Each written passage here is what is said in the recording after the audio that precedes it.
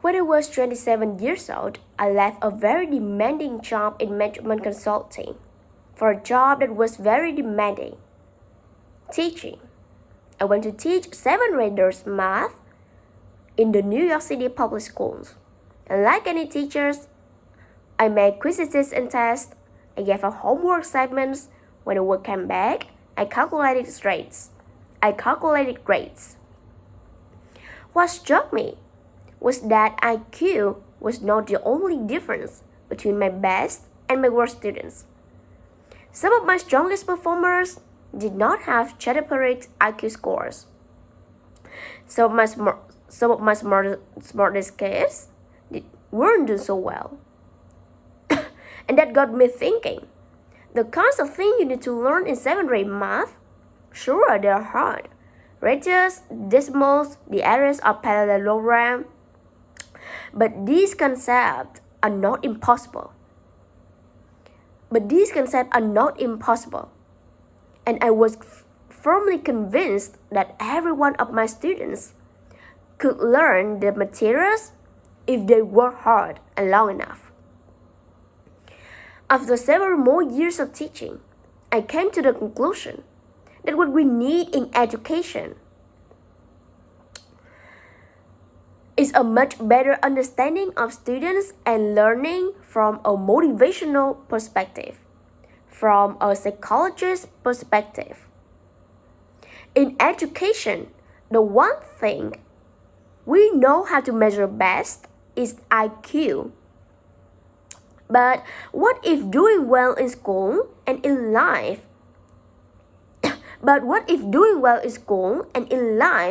depends on much more than the ability to learn quickly and easily?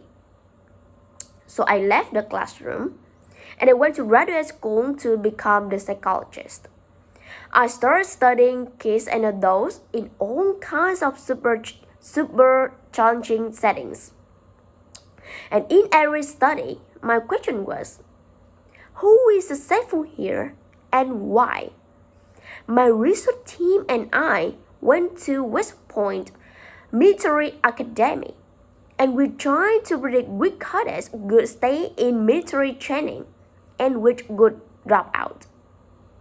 We went to the National Spelling Bee and tried to predict which children would advance farthest in competition. We studied rookie teachers working in really tough neighborhoods, asking which teachers are still going to be here in teaching by the end of the school year.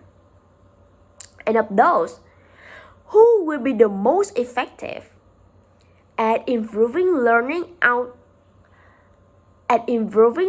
outcomes of their students? We partner with private companies asking which of these salespeople is going to keep their jobs and who is going to earn the most money. In all those very different contexts, one characteristic emerged as a significant perspective of success. And it wasn't social intelligence, it wasn't good looks, physical health, and it wasn't IQ. It was grit. Grit is passion and perseverance for a very long-term goals. Grit is having stamina. Grit is sticking with your future day in, day out. Not just for the week, not just for a month, but for years, and work